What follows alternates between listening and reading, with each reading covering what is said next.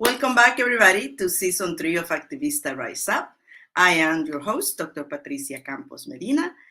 You can listen to this conversation on all my social media platforms, Spotify or Apple Podcasts. Today, we're going to have a discussion with one of the key organizers on the fight for reproductive rights here in New Jersey, but in our country, because we have been it feels like we're fighting the same battle over and over again. But at the same time, we have to fight the battle for our reproductive rights and our right to choose, because it's something that is fundamental to how women are able to determine their own future and how young girls are able to have opportunity in their lives. And what a better way to talk about the importance of women activism, of the importance of engaging in the fight for girls' rights and women's rights, than to talk about an issue that has always generates a lot of controversy. And generates controversy because it's a very important issue. It's the issue of reproductive rights for women. So to have this conversation, I have invited a fellow Salvadoreña, a fellow Latina, who has been organizing on this issue because it's critical to organize women of color and to engage women of color on the advocacy on behalf of this issue, because we do live it ourselves. Our communities do suffer from the impact of not having the right information on this issue or not having the right access to healthcare to be able to make their own healthcare choices around reproductive rights. So I'm going to welcome to the front of the screen and to this conversation Alejandra Sorto, a campaign strategist for the American Civil Liberties Union right here in New Jersey. Welcome, Alejandra, to Activista Rise Up. Bienvenida. Thank you, Patricia. I'm super honored to be here, and especially talking about this issue that I care so deeply about, amongst many of the issues that I think many of us care about. So thank you for having me. I'm really excited to be here. I am a woman that defends the right to choose. I think it's a fundamental theme for women, but it's a fundamental right for Latina girls, for girls. So, but before we talk about why, I want my listeners to get to know you a little bit better, to learn about who you are, where you come from, what ignited your passion to work on the issue of reproductive rights for women. Sure. So first and foremost, I think my strongest identity is as an immigrant. As you said, I'm a fellow Salvadoreña. I'm an immigrant from El Salvador. Immigrated here in the late 2011, so not too long ago. And my background is in journalism, actually, in communications and journalism. So that's what I studied. That's what I did for a few years. And then due to the many issues that we see in El Salvador, we migrated with my family and came here. And I think like activism has always been a part of me and a part of who I am, starting from El Salvador at a very young age, and particularly this issue and the issues that impact women, girls, and all people who can become pregnant, because I think, as you may know, El Salvador is one of the most restrictive countries in the world in terms of reproductive rights, to the point that it's been deemed like a violation of international human rights Yes. because of the way that the restrictions are. And I think from a very young age, it's also seeing like who these restrictions impact the most and how that connects to the many issues that we care about. So thinking of like, it really is the most vulnerable. It really is the people that already are affected by so many issues that are also impacted by the bans and restrictions to reproductive rights. So that is an issue that I care deeply about, that we saw what it looks like in very restrictive countries. And moving here, I think it also helps build a roadmap to what we need to do to expand access and make it accessible to everyone who needs it. So that's a little bit of me, an immigrant. I started at the ACLU a couple of years ago. I work on a wide range of campaigns. So reproductive rights is one of them, immigrant rights. I do economic justice and democracy work. So a wide range of issues that the more that I work on them, the more that I'm able to see how they're so deeply connected to each other. I want to elevate what you said in regards to how a country like El Salvador is so restrictive in how they penalize as a crime any instance of that of women having to be forced to perhaps seek reproductive health or seek to terminate an abortion. And even when it happens naturally, maybe we can talk about this later, because there are women in jail because they have natural miscarriages in El Salvador. And I come to this from a very, very personal issue, because I do have, younger cousins in El Salvador. And one of them was in trouble in Panama at some point. And she was about 13 weeks pregnant, and she had a miscarriage. And in Panama, which is another country that you wouldn't think is so restrictive, actually let her suffer for over 48 hours without medical care, because the doctors wouldn't dare to treat her. And they were considering her having a natural miscarriage. They were telling her she was having an abortion. And I just, when I think about that, you think about how we are so fortunate in the United States that we don't have to go through that pain of having to explain how natural it is in some cases, that so we women do have miscarriages, that they just happen naturally. So with that in mind, in the United States, it feels after what happened in Texas with the level of restrictions, it made me think about, wow, we could actually go back to a place like El Salvador in the United States, to a place like Panama, in which the women get penalized for trying to make their own choices. So why is Texas, Texas put it on the front burner, but it has been happening to a lot of women, poor women in this country. So how do we sort of elevate the level of urgency that we are very close to going back to a place where men make decisions on behalf of women and let them suffer, and by not giving a choice on a reproductive choices? Sure. And I think it's very interesting that you mentioned that, because it's interesting to see how sort of like the tables are turning, in the sense that the United States has for many years and decades even been this ideal, because you had Roe v. Wade and you had like the Supreme Court decision. So Latin America and other countries that were more restrictive looked to that as a way of like, this is what we need to do in our countries. And we're seeing countries actually like Colombia and Argentina and countries like actually begin to expand reproductive rights. And here it seems like we're doing the opposite, right? We're moving in the opposite direction. And the danger of bans like the Texas ban is that we're already seeing the ripple effects of them. Not only the effects that they have on the communities in Texas, but we're seeing at least 10 other states that are copying these restrictions and that have introduced legislation, and that, depending on the Supreme Court decision in June, could go into effect immediately. So we're going to see dozens of states begin to restrict access to abortion. And I think I would be remiss to not mention that despite Roe v. Wade, the issue of abortion and abortion access and reproductive rights, despite Roe v. Wade, has been a constant struggle for the most vulnerable communities. So we're talking about communities of color, we're talking about low-income communities, indigenous communities, immigrant communities. So Roe v. Wade, while definitely a landmark legislation, it legalized the right to an abortion, but it didn't go deeper into the access barrier. So it has to go hand in hand with what are the barriers for someone being able to access their reproductive rights, because legality alone is not enough when you're facing things like economic barriers, like language barriers, like not being able to get in a car and drive somewhere to get the right that you need. So the right can be there, but what are all the obstacles, particularly for the same communities that we see disproportionately affected by lack of access to healthcare or education or housing or fear of immigration or policing, that stand in the way of that right. So while Roe v. Wade is definitely important, I think it still left behind a lot of people, and those are the same people that continue to be left behind. Yeah.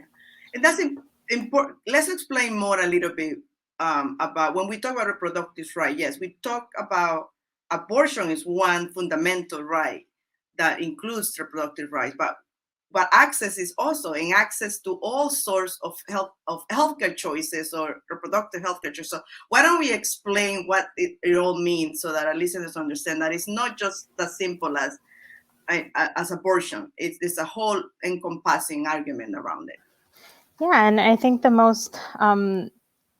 the simpler way is to frame it as healthcare. All of it is healthcare, including abortion, including prenatal, delivery, postpartum, every sort of like contraception, everything that involves your reproductive health care. And I think that's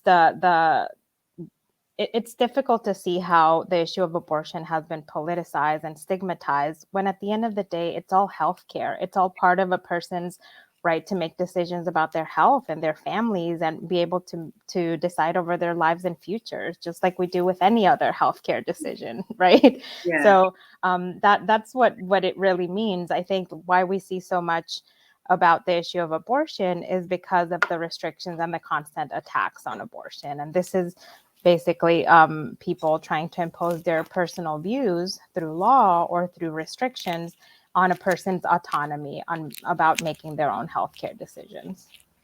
One thing we have to frame it as healthcare, because one of the things that surprised me when I have these conversations with some middle class families is that everybody assumes that all women have access to contraceptive care or to birth control pills, like they can just get it from their insurance or their employer.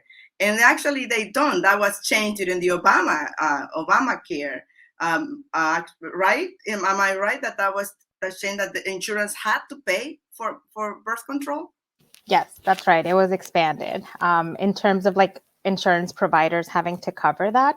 And in New Jersey, actually, we've gone beyond that, which is exciting to see. Last year, there was also a legislation expanding the amount of contraceptives that could be delivered at one time. So instead of having to go every month or every 3 months to get your contraceptives, it was expanded to a year, which in the middle of a pandemic, of course, it expands access because you already are able to get the medication that you already know and that works for you and be able to get it in the full year. So I think New Jersey in that sense has been a leader in expanding access to contraceptives for everyone. Yeah, and there's efforts around the country to go back to not providing supporting contraceptive for women, and this sort of like the chicken and the egg. If you don't help women be able to manage their own health, and then don't support them if they have children, then you're creating the cycle of poverty in those communities. So it's also it's an economic, but also it's just a social impact decision if we don't really support working class women and poor women by providing to them the healthcare that they need to be able to do those choices. But let me ask you, because many people say we have Roe versus Wade, it's the law of the land. Why do we need to have these efforts, state by state, to codify the right to abortion and the right to reproductive health? And I know we just went through that phase right here in New Jersey, so perhaps you can explain what we tried to do in New Jersey and why it matters, given what's happening in the Supreme Court, the potential changes in the Supreme Court. Sure. So Roe v. Wade is this landmark decision that is decades long. I think it's almost 50 years long, and that declared the fundamental right to reproductive health care and abortion specifically. And for many states, that decision is what determined how each state operated in terms of making sure that this was a right. So for states that had not either passed legislation or had their state Supreme Court decide, the federal decision was the president for them in their states. In New Jersey, I think like before that, one thing to mention is that Roe v. Wade came, and then we saw also the Hyde Amendment introduced. The Hyde Amendment was in order to restrict access to abortion for people that had Medicaid and that disproportionately impacted Black, Latinx, and low-income people. So what to see like Roe v. Wade, but then see like all the efforts that then came after Roe v. Wade. I think in the last 40 years, it's been over almost 500 restrictions that have been introduced. So we see Roe v. Wade, but we also need to talk about just all the efforts that trickled down to begin to restrict what this landmark legislation had done. So in terms of states' rights, states have a lot of rights to decide on what that looks like for them. Like, so either through state Supreme Court or through their government, so state government, they can decide what what access to abortion looks like, or to reproductive health care, and like that fundamental right. In New Jersey, we had protections established by the New Jersey Supreme Court. So, in a few decisions, in 2 to 3 decisions a few years ago, I think like initially in the 80s and then one in the 90s, New Jersey Supreme Court actually declared that New Jerseyans have a right that goes beyond Roe v. Wade. So, our state Supreme Court went further than the US Supreme Court. But still, we didn't have the fundamental right in statute. So a statute that anyone can point to and say, like, this is my right. We didn't have that. We had case law that we relied on. And that's where the efforts that, along with so many of our partners here in New Jersey, began to work on, which was to pass legislation to not only declare this right for every New Jerseyan, but make sure that it was accessible. And that's where like this initial legislation, the Reproductive Freedom Act, came to be, and was introduced in 2020, in October of 2020. And that was our massive campaign to pass this legislation, which you might have heard of. Yeah. And at the end of the day, unfortunately, we didn't pass that legislation, but we passed a different one. A different legislation passed, which was the Freedom of Reproductive Choice Act, which, while not as expansive as our initial legislation, declared the fundamental right in New Jersey law. So now we have a law that was signed in January of this year that says that everyone in our state, regardless of race, gender identity, immigration status, has access to that fundamental right. So that was an important step to have that declared by law in New Jersey. But there's more work to do. There's a lot more work to do in terms of making sure that that right, as we said, is accessible to everyone, particularly the most marginalized and vulnerable communities. And what would that take? What would this look like to make So- sure they have access? Sure. So first and foremost, I think there are two key pieces of it. One is that in New Jersey, it means lowering the insurance out-of-pocket costs. So for someone, even if they have health insurance, the out-of-pocket cost that they have to pay to access reproductive health care, particularly abortion, can be between hundreds and thousands of dollars. So we're talking about copays and deductibles and out-of-pocket costs. So if someone is low income, if someone is working to make ends meet, that means deciding to pay rent or deciding to get reproductive health care, right? So the out-of-pocket cost can be that line between a person being able to access their reproductive health care or not. So the first thing is to make sure that reproductive health care is affordable, and that with no or very low out-of-pocket costs. So that's one piece. And the good thing is that the legislation that passed mandated a study by the Department of Insurance to look into what the cost looks like. And hopefully what we hope to see is that they determine that these costs need to be lowered or removed. So that's one piece. And the other is making sure that undocumented communities have access to this. So we're talking about the insurance piece, but we're talking about people who are ineligible for insurance. So we're talking about our undocumented communities. We're talking about people who might not be eligible for health insurance. So making sure that everyone is able to access reproductive health care, regardless of their immigration status, is another piece. And we hope to see that in the state budget, in making sure that the budget has an allocation of funding for the full range of reproductive health care for everyone. Awesome. This debate on access to reproductive rights or reproductive rights for women, gets stuck on this, on how the religious right has weaponized the word abortion and has wrapped it around this idea of family values, as a word to create this idea that limiting the choices for women to make their own choices is somehow a family value. So, and that sometimes we see it in how the religious right or the Republican Party talks to our community, in the Latino community or Latina women. So how do we engage? What is your experience talking with Latino women and the Latina community on this very specific issue? Because it's critical to us. I mean, we have seen how providing education to young girls and providing access to young girls for the productive care actually has decreased our pregnancy rates among Latina girls, and actually allowed them to finish high school and go to college and have a better career path, a very economic future in their career. So how do we engage? How do you engage with Latina women or with Latino community on this issue that seems so weaponized by the evangelical religious right?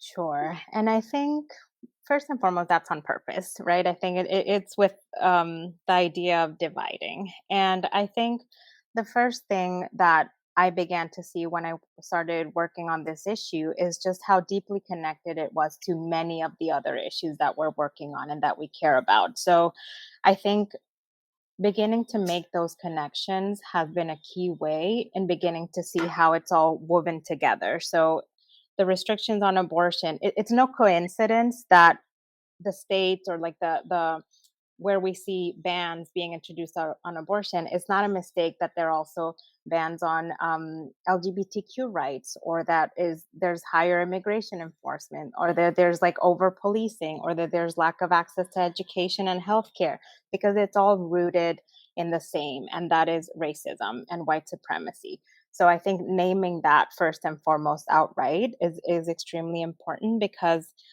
I think when we think of the issue is not disconnected from the other issues. The issue is very much connected, because when we think of someone accessing reproductive health care, we need to think about the factors that go into play. So the barriers that we see across issues are not only similar, but they're stacked against one another. So, how do lack of fair wages affect my access to reproductive health care? How does my not being able to access affordable housing or education affect my reproductive health care? How does like immigration enforcement? We're seeing this in Texas, where people who are not able to access reproductive health care have to go out of state. But what does that mean for undocumented and immigrant Texans when you have immigration enforcement at the border of the state, right? So I think like making those deep connections with all the other issues that we care about is how I've been able to have very honest conversation. Because if someone cares about economic justice, if someone cares about immigration, if someone cares about education, these are all issues that are connected, and like the restrictions that we see on those issues are very much the same that we're seeing on reproductive health care, because they're all part of the same system that is designed to marginalize and to remove resources from the same communities. Something that I think, like, one thing from the COVID pandemic that we can take away is the numbers of who this impacted the most are very clear, right? So who did it impact? Who was most like directly impacted, or lost their jobs, or all this, right? So this just went to show who is also most affected by lack of access to healthcare and reproductive healthcare as well, and included in that. So I think talking about how the issues are so connected has been a way where we can begin to see how these things play with one another, right? And how these restrictions are meant to work a certain way and impact the same people a certain way. Yeah. I think the New Yorker had an article recently on this issue, and that's how I thought, we're talking more about the importance of reproductive rights and abortion for Latina women. I think it was Elizabeth Estrada, who I think she's with the Latina Reproductive Rights Institute, which exists, everybody, the National Latina Reproductive Rights Institute. Please look it up. And the work that they're doing in cataloging the experience of Latina women with this issue, I think is impressive. But one thing that caught my attention on an article is this Elizabeth statement that, because of this lack of healthcare access, that Latina women have had to develop systems on their own, networks on their own, rooted in their ancestral traditions, especially for Mexican women, to actually protect themselves in this process of helping each other to survive the oppression of not having access to to reproductive health. So I don't know if you want to elevate that, because to me, it just seems like, somos comunidad, and the community helps each other. So how does that look like for our communities? Immigrant women who have so very little money, because at the end of the day, who has the money, who has access to healthcare? It's all about power and the power dynamics between who earns the money and who decides to spend it. And so how do you, because that stuck with me, like the ancestral ways in which women support each other when they're poor and they don't have access to healthcare. Yeah, and that very much resonated with me, because I think we see this in so many different ways. We saw that in COVID, we saw that in people like helping each other when there's no access to food or clean water, or like all the resources that it takes for a community to actually have to thrive and be able to live a healthy life. So what this has looked like is, and that's, I think, the beautiful thing about the reproductive rights movement being very much rooted and led by women of color, where they have connected the issues of like, it's not just reproductive rights, it's everything that our community is facing. And beginning to make those connections and coming together to support each other is what I think, like, we have seen that through abortion funds in states that are more restrictive. We have seen that as like, how do I connect to resources in my community, how do I connect others to resources in my communities, and just that coming together to support each other has been, I think that's the one positive thing that can be taken by like the horrible attacks that we're seeing across the country, is just this sense of community and people coming together to help each other out. Because at the end of the day, a lack of access to reproductive health care, what we're doing is stripping someone of their fundamental human rights, their human right to autonomy, their human right to live a healthy and full life, their human right to like have education and thrive and have economic stability. So that's where I think like the movement has continued to grow and like be diversified, and being led by powerful women of color and all people who can become pregnant, and making sure that it's a movement that is rooted in equity and justice, I think is beautiful to see across the country. Yeah, it makes me think about, something you said, the importance of making connections between issues, because issues of reproductive rights, of lack of abortion, are also linked to issues of domestic violence, issues of abuse of children, mental abuse of children. So all that is sort of repercussion of women not having the power to make the choices, and the opportunity to make the choices. So also the whole rebirth. I don't know if we, of the doula movement, or las parteras. That they're not just people you go for, for help giving birth, but it's also you go to parteras or a doula to help you figure out how to stay healthy during a pregnancy, or if you happen to suffer, a miscarriage, because that's a painful process for a woman to go to a miscarriage. So that those are things, all things connect, right? The informal healthcare 100%. system, yeah. Yes, 100%. And I think what one thing I would invite folks to look into is something called the Turnaway Study.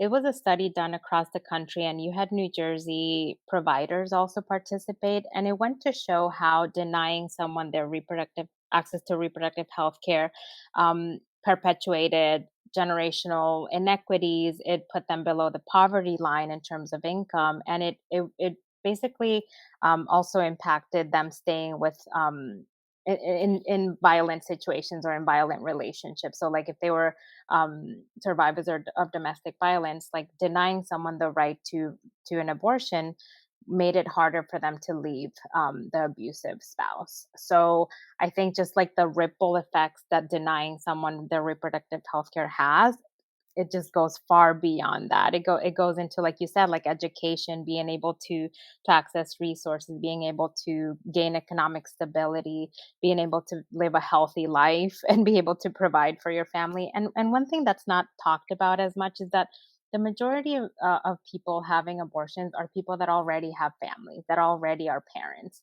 And I think that's an important fact to point out, because it goes to show that I think like their decision is very much rooted in what is best for themselves and their families. So making sure that that right is accessible is a way for them to be able to decide over their future and their family's future. And it fundamentally, the woman who is the one should be able to make it, be able to have the ability to make that choice. That's just a fundamental human right for all of us to be able to make the choices that best work for ourselves and for our family.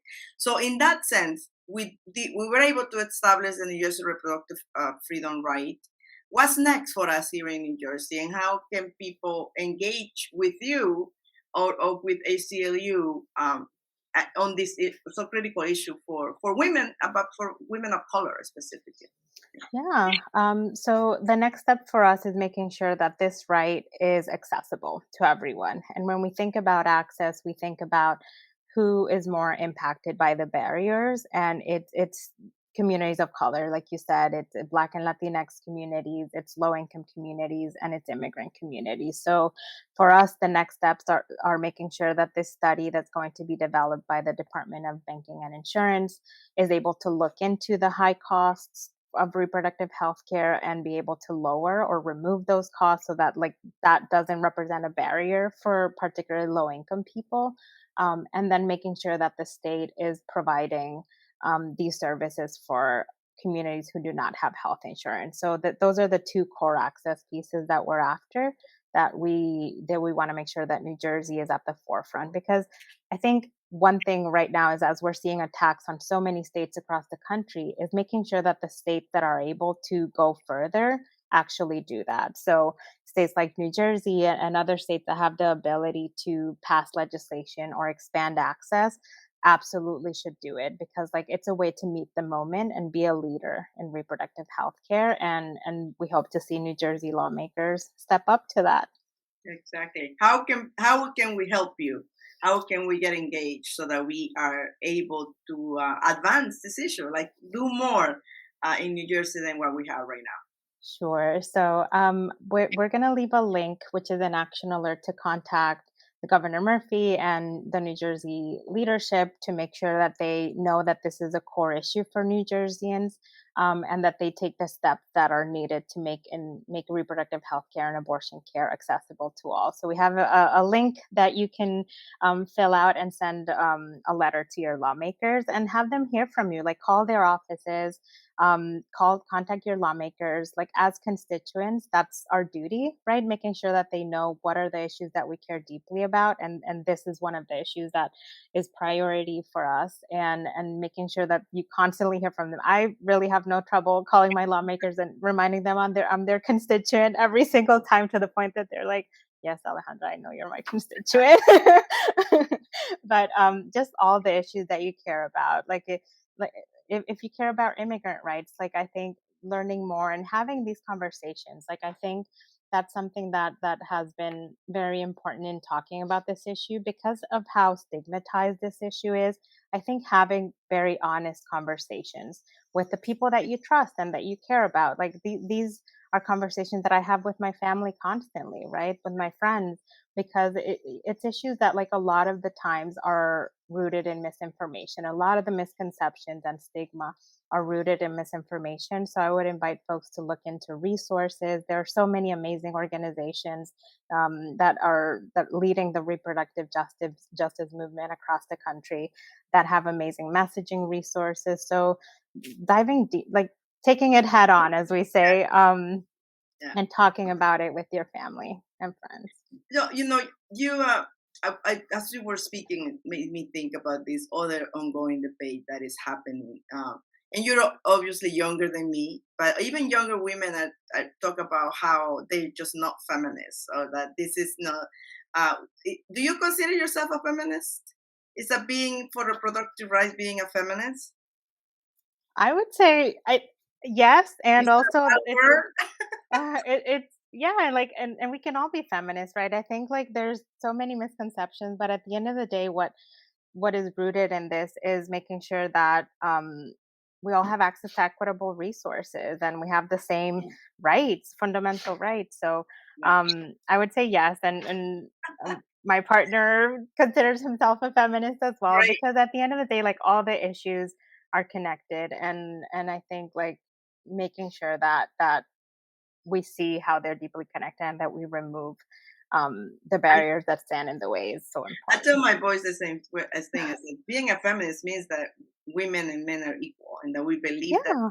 independent. So that's what I'm trying to get the stigma away from that word. And that makes me also think that it's sometimes we feel like we fight the same battles over and over again, that we fight and still for reproductive rights, for a right to abortion. But what gives you hope? I mean, you told us a little bit about how you got into this issue and advocating for this issue, but what keeps you inspired to keep having the same conversations over and over again?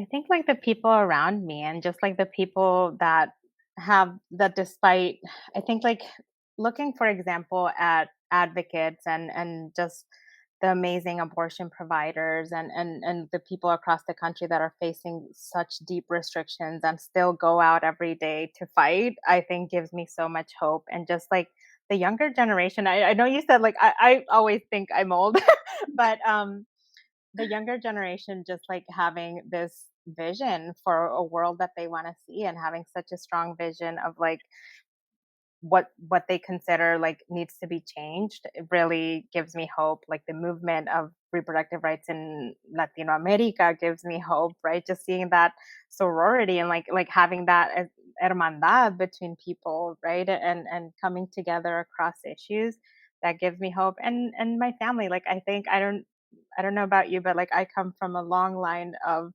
badass women in my family, and my mom constantly has a saying that says like we come from oak trees.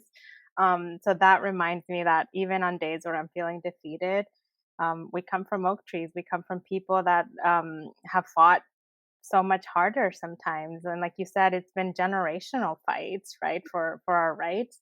And recognizing that these why we feel we're fighting them over and over, it's because at the core it hasn't been tackled, and the core is racism and white supremacy, and that's why we see these issues popping up again, and that's why we see them pop up alongside so many other issues that we're seeing across the country right now. So the people give me hope. The people that continue to fight and use their strength and use their stories and use their experience to continue going is what gives me hope. That's beautiful, and that's what gives us hope, right? The people that doesn't matter what's going on, get up and keep on working, keep on fighting for their rights. And I like that. I'm gonna use that, take that from your mom. We have deep roots. We're from all trees that have generations of people who have been fighting, and we're just here to continue the fight. So thank you Yeah. so much for that inspiration, for continuing to have hope, and for reminding us that the wisdom to move forward comes from our ancestral lines of strength to survive. So let's go. Let's honor that. That's that ancestral strength of people to continue moving forward. That's what activism is all about, right? It's to keep the hope alive. So thank you so much for having this conversation. I look forward to supporting your work and to supporting the continued education of younger women and women so that they can feel empowered to seek and stand up for their reproductive rights and the right to have an abortion if they choose to do so as a personal choice. So thank you so much, Alejandra. Thank Uh, you. yes, and we will, everyone, we are going to put the information for ACLU and the reproductive rights campaign at the end of this show. We're also going to ask you to take action. We're going to send you the link of where you can go and sign up so that you can stay up to speed on all the activities that we are going to be doing here and nationally to make sure that women, young girls, have a future that they determine for themselves and that they are able to be the best that they can be. Activista Rise Up is about you. It's about you taking action for what you believe in and coming together, bringing people together to make something different happen. And I'm going to go with Alejandra's insightful remembrance of our ancestral lines, that we come from all trees, we come from deep roots, and if we stay rooted in our belief and our commitment to women empowerment, we can protect these rights for the next generation of women and girls. Thank you so much. This is Activista Rise Up. Please join us, take action.